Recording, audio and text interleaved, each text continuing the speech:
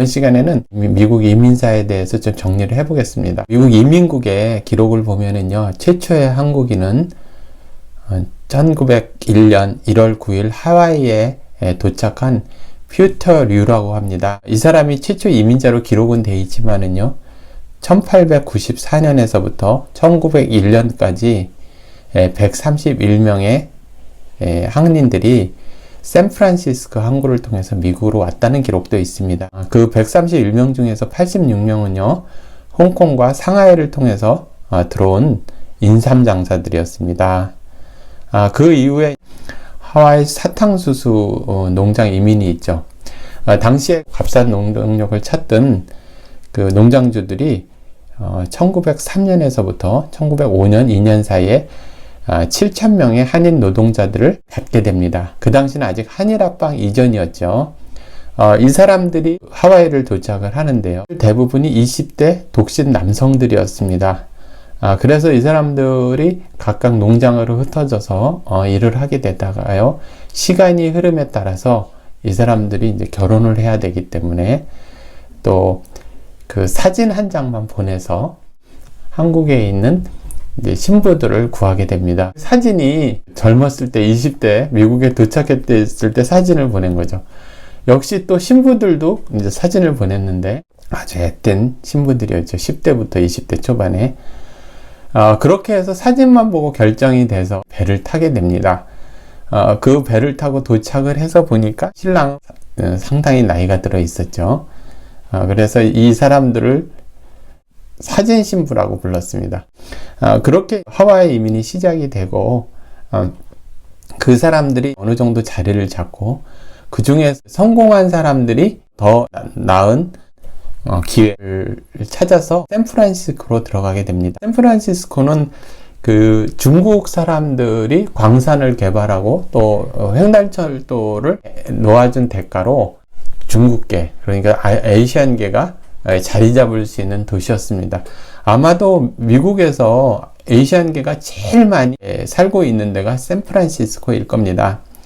가면은 중국인이 더 많이 보이죠. 여기를 가는 것이 아무래도 한국 사람들한테는 상당히 인종차별 면이나 또 경제적 기회라든지 이런 것에 나았죠. 그래서 어딜 가나 우리나라 사람들은 부지런하고 또 교육열이 높지 않습니까? 그래서 그 샌프란시스코로 건너간 한인들은 캘리포니아에서 벼농사를 하게 되고요, 또 과수원 이런 걸 하게 됩니다. 특용작물을 많이 재배를 하죠. 또 유타, 콜로라도, 와이오밍 이런 데 광산, 철도 노동자로 일하게 됩니다. 또 캘리포니아 북부 태평양 연안 지역에서는요, 어장에서 이제 일을 하게 됩니다. 1905년 같은 경우에 50명에 불과했던 사람들이 1941년에는 1711명으로 증가합니다. 이제 교회와 한인 지역사회, 뭐 이런 중심으로 한국 사람들이 모여 사는 그런 형태가 됩니다. 물론 이제 일부 주류 사회에 들어가기도 하죠. 그리고 이제 이기라고 얘기할 수 있는 거는요, 이 부분은 이제 해방과 6.25 전쟁을 통해서 국제 결혼이 많이 일어납니다. 우리나라에서 미군들이 들어와 있죠.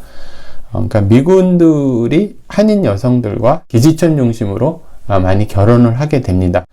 1950년부터 2000년대까지 그러한 인구가, 이주 한인 여성 인구가 10만 명에 달합니다. 1950년 같은 경우에는요, 한국인 이민자의 36%를 차지하고요, 1960년대에는 42%를 차지할 정도로 그 한인 여성, 그러니까 군인의 배우자로서 이민을 간 것이 이기에 해당한다고 얘기를 할 수 있습니다. 다른 한편으로 동시대에 일어난 일로요, 미국 사람들이 우리나라 고아를 많이 입양을 하게 됩니다.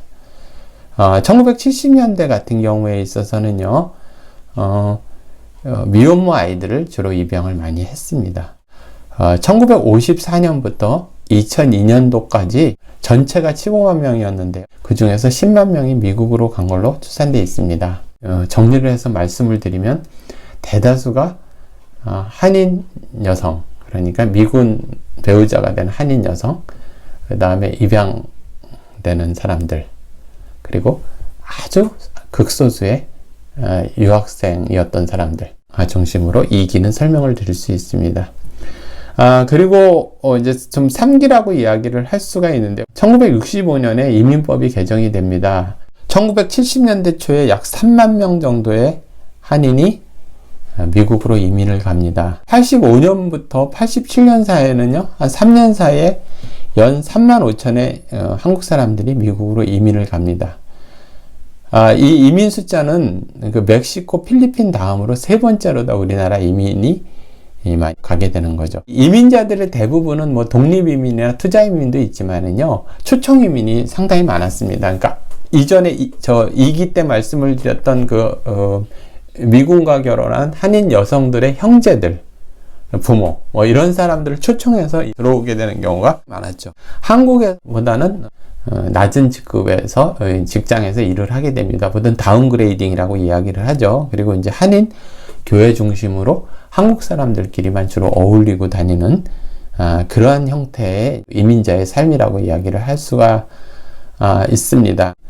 주로 근무 환경이 이 당시에 뭐 세탁소, 그로소리, 주유소 이런 것을 하고 자영업을 주로 하게 됩니다. 왜냐하면 인종차별도 있고 또 언어도 익숙하지 않고 또 주류사에 대해서 잘 모르고 이러다 보니까 이제 고립된 섬에서 사는 그런 형태가 되고 미국 문화도 잘 모르기 때문에 흑인 사회하고의 이런 갈등 요소가 항상 내포되어 있죠. 1992년에요. LA 사태가 있었습니다. 여러 가지 문제가 당시 이렇게 내포되어 있는데요. 도시 빈민의 문제이기도 하고 또 인종차별의 문제이기도 하고 또 치안의 문제이기도 한데요.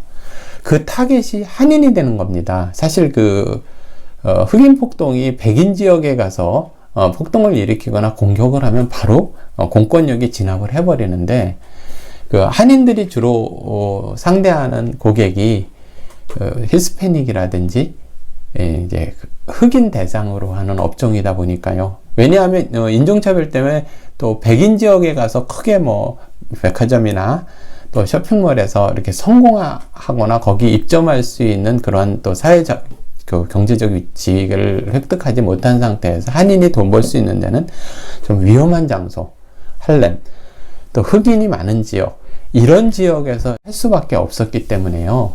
갈등 요소가 항상 있는 거죠.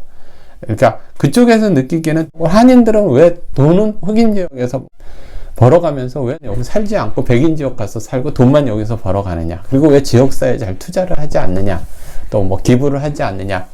그리고 왜 이렇게 불친절하는가?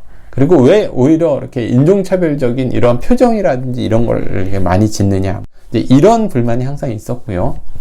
또 한인들 입장에서는 영어에 익숙치 않으니까 이렇게 친절하게 말을 하는 거에 익숙치 않고 또 맨날 한인들끼리만 어울려 살다 보니까 이 사람들이 영어를 잘 늘지 않고 또 한편으로는 잘 모르고 미국 사회에 대해서 그 4세대, 5세대 내려오는 차이니스 아메리칸 같은 경우 이게 그 사회에서 갈등 요소가 있고 그러한 부분에서 서로 마이너리티끼리 도와고 살아야 된다는 부분을 역사적으로 잘 경험을 했습니다. 근데 우리 이민 1세대나 1.5세대는 그런 거에 약간 미숙한 상태에서 상당 부분 오해를 사는 거죠.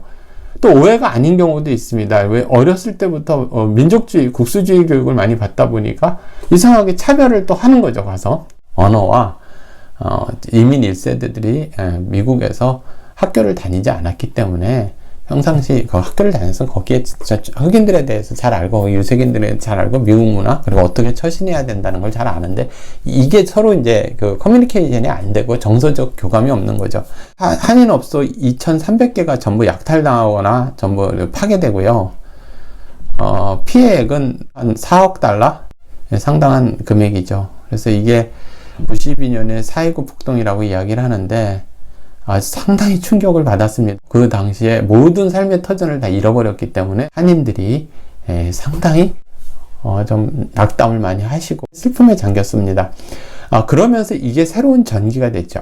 이 땅에 살고 있으면은 이 사회에 대한 이해도 충분히 필요하고 이민의 역사 그리고 인종 갈등에 대해서 처신하는 방법, 평상시 지역사회에서 다른 소수민족과 어떻게 잘 유대하고 잘 지내야 되는지, 평상시 기부를 하고 어떻게 해야 되는지, 이러한 부분에 상당히 각성이 있었습니다. 그러면서 한인 사회는 2세대, 3세대, 또 4, 5세대로 자꾸 내려가면서요. 미국 사회, 주류 사회에 많이 진출을 하게 되고요. 과거에 대도시 할렘에서 일하던 한인들이 점차 조금씩 빠져나가게 됩니다. 그 자리는 다른 인종들이 메우게 되죠. 시간이 지나면서 한인 사회가 많이 성숙이 되고요. 또 인종 간의 그 화합이라든지 또 다인종 사회에서 또 처신하는 방법에 대해서 많이 배우게 됩니다. 그 이후에는요, 1997년에 대한민국에서 또 외환위기가 있었죠. 그 다음에 그 고용, 그러니까 일자리를 찾아서 젊은 이민자들이 또 미국에 많이 도착을 했고요. 또 독립이민이나 이런 게 쉽지는 않았지만 특수 직종이나 또 유학생 중심으로 유학을 마치고 미국에 많이 정착을 했고요. 또 조기 유학생들도 또 많이 가고요. 이 학생들이 다 돌아오는 것이 아니라 일부는 또 미국에 남고요. 이러면서 좀 다양하게 그 미국 한인 사회가 진화하게 됩니다. 현재 미국에는 한 246만 명의 한인들이 살고 있는 걸로 추정되고 있습니다. 한편으로 우리가 좀 이해하고 있을 거는요, 그 미국 사회에서 오래전에 좀 모범 소수민족이라는 신화가 있었습니다. 그러니까 에이션 아메리칸 동양계 미국인들은 이민 와서 굉장히 열심히 일하고요, 또 학교에서 열심히 공부하고 그래서 좋은 직장을 차지한다. 그리고 또 많은 수익을 올리고 있다. 반면에 히스패닉이나 흑인들은 그렇지 않다. 그래서 그게 그 히스패닉이나 흑인의 비난의 대상으로 이용당하기도 합니다. 우리가 이런 걸 굉장히 경계해야 합니다. 실제로 그 동양계 사람들, 에이시안 아메리칸들의 삶이 이렇게 교육에 비해서 더 낮은 직종에 일하게 됩니다. 인종차별 때문이기도 하고요. 언어의 문제이기도 합니다. 이민 오기 전에 그 학력이나 자격증을 인정받지 못해서 자영업을 주로 하게 되다 보니까 학력에 비해서 상당히 오랜 노동시간을 근무하게 됩니다. 이러한 모든 부분을 감안을 해야 하는 겁니다. 모범 소수민족이라는 신화를 가지고 어떤 편견이나 다른 인종을 비난하는 그런 것에 이용당하면 안 되겠죠. 그리고 이민을 가면 일단은 그 사회에, 주류 사회에 진입이 되도록 노력을 많이 해야 되고 자녀 교육에 힘써야 합니다. 한국인의 정체성을 갖는 것도 중요하고요. 또 미국인의 정체성을 갖는 것도 중요합니다. 아울러 같은 소수민족끼리의 이해와 같은 또 정체성, 또 그런 공감대, 유대감을 형성하는 것. 그래서 전체적으로 그 사회에 기여하는 것. 그런 것이 가장 중요한 거겠죠. 오늘 이렇게 마치겠습니다.